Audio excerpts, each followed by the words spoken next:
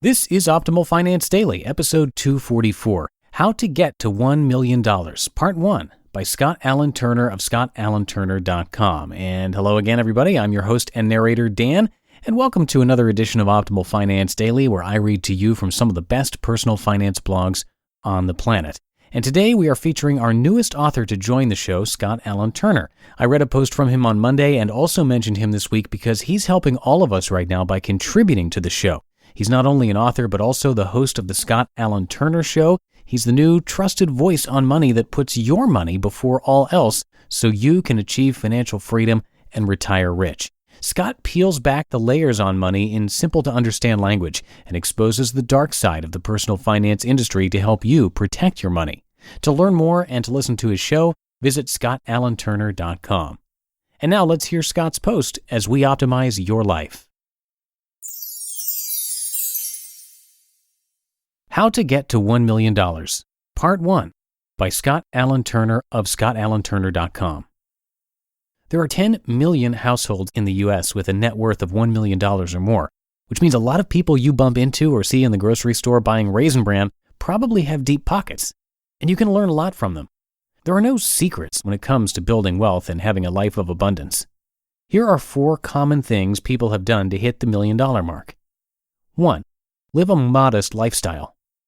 Warren Buffett, back in the 70s, after he had made tens of millions of dollars, was still driving around town in a Volkswagen Beetle. He figured compounding at 20% a year, $25,000 would come out to $958,000 after 20 years. He reasoned that was just too much to pay for a car.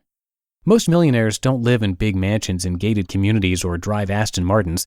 They live in middle-class neighborhoods and drive used cars.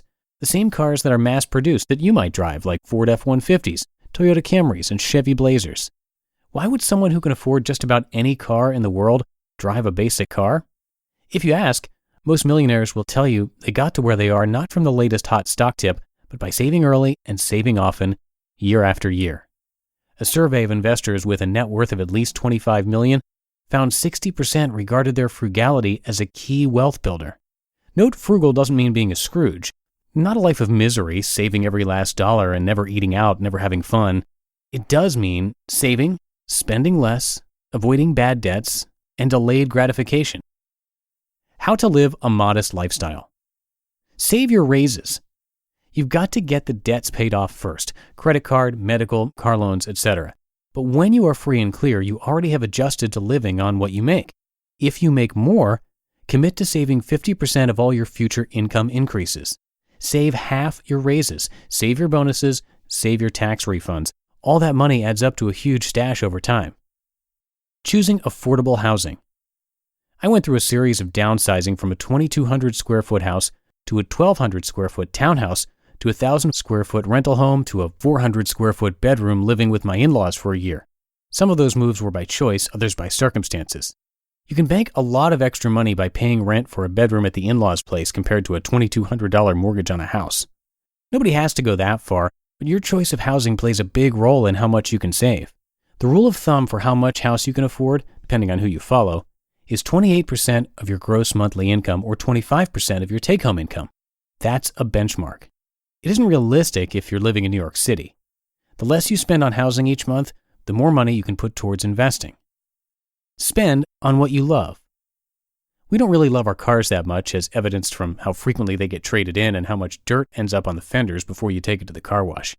If you've lived in a few homes, do you remember your first couch? Or if you have a nice couch right now, are you just dreaming about it all day long at work? Is your greatest joy to run home and lay down on that specific couch? Probably not. After the first couple weeks of newness is gone, it's just a couch. To make the most of your money, try a spending plan that has experience-based goals: a trip to Disney, a weekend getaway, an afternoon at a horse ranch, an evening dining at the hot new restaurant. The money you save on things you'll eventually sell, throw away, or trade in can go a long way to reaching $1 million. Warren Buffett still lives in the same home he bought in 1958 for $13,000. Number 2, make smart career moves. At age 26, I earned a C-level title, chief, at the Fortune 500 subsidiary where I worked. I busted my butt for 5 years getting raises and promotions along the way to quadruple my starting salary. The one thing you have control over in your working career is your income. You are the boss of your desk, or cube or car. Smart employers reward good employees. How do you get to be a good employee? You have to add value to the company's bottom line, decrease costs, increase profitability, increase sales, and avoid absenteeism. Those things raise you above your peers, some of whom are just punching the clock. 1 in 5 people are just checking in, according to a study by the American Association of Labor. If that's you, perhaps you need to start looking for work you're going to be more passionate about doing. If you like your job, your efforts can get you beyond the average 3% cost of living raise. Maybe you get to the 5% raise saved for the cream of the crop. That 2% difference may not sound like much, but if you get that extra bit every few years, it adds up to a lot over your working lifetime. To be continued. You just listened to part 1 of the post titled How to Get to $1 Million by Scott Alan Turner of ScottAlanTurner.com. And Scott's point fits in really well with what we are hearing on this show each week. And I'm going to wrap up this post in the Friday episode tomorrow. So if you like this kind of content, you're definitely going to love his podcast, The Scott Alan Turner Show. He also has a best-selling book, 99-Minute Millionaire, the simplest and easiest book ever on getting started investing and retiring rock star rich, and you can find that on Amazon. He's also been featured on Forbes.com, Business Insider, and many other outlets, and his content will help you get out of debt faster, save more money, and retire rich, and it's got healthy doses of humor, sarcasm, and inspiration. Also, he has been a big help in supporting this podcast, so please do return the love and check out his book, check out his podcast. Yeah, they're a great complement to this show. You can find him online at ScottAlanTurner.com. That's Alan, A-L-A-N. And that's 244 episodes of Optimal Finance Daily down. Have a great rest of your Thursday, and we'll continue this post in the Friday show tomorrow, where your optimal life awaits.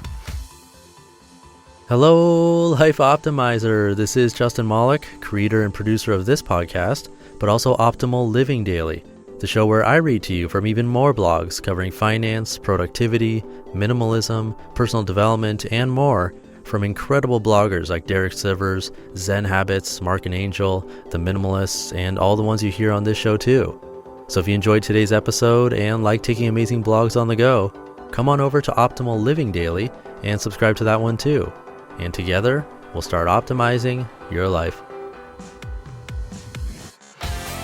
You've been listening to Optimal Finance Daily. Be sure to hit the subscribe button to stay up to date on each new episode and head to oldpodcast.com. That's OLDpodcast.com for a free gift as well as more actionable tips and resources to help you maximize your potential.